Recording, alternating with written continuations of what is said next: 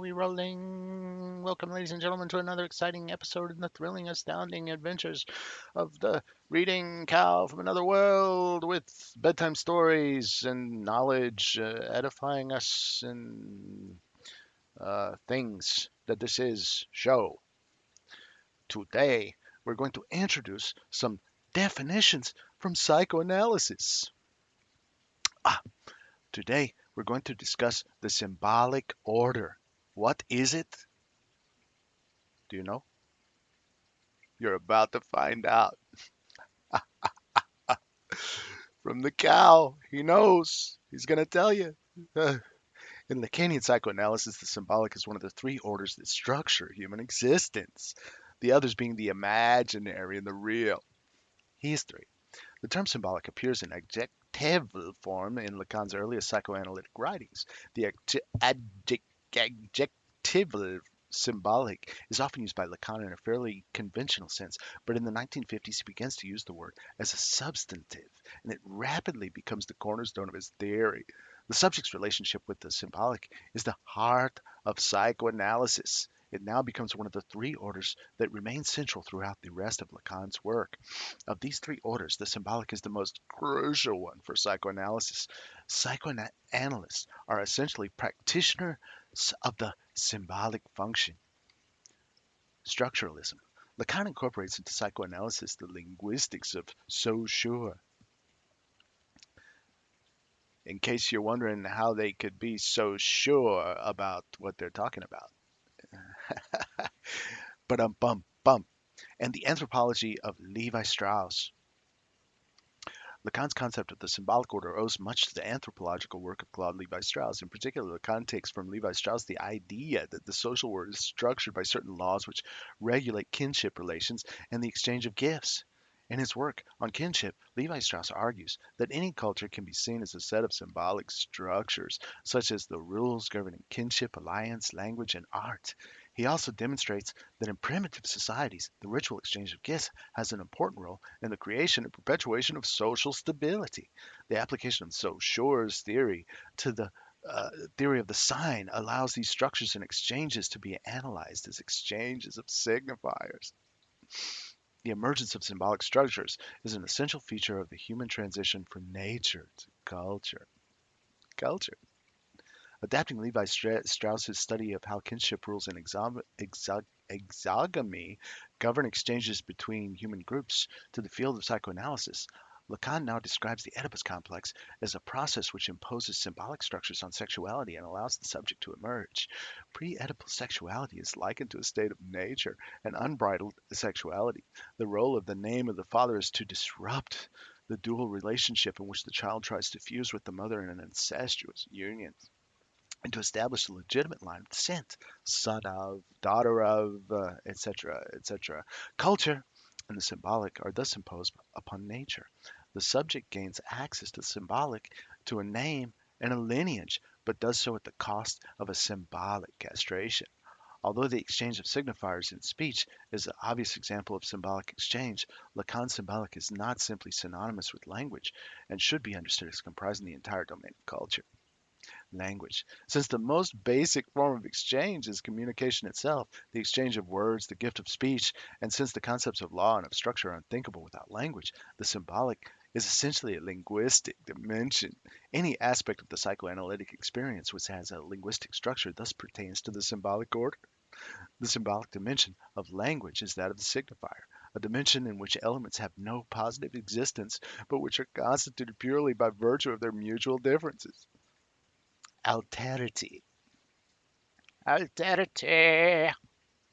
The symbolic is also the realm of radical alterity, which Lacan refers to as the other.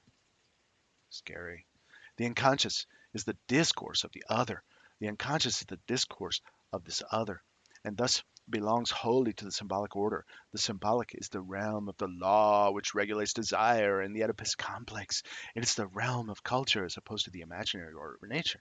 Whereas the imaginary is characterized by dual relations, the symbolic is characterized by triadic structures because the intersubjective relationship is always mediated by a third term, the big other. Like communism, capitalism, socialism, the linguistic ocean that we're swimming in, folks. Death. The symbolic order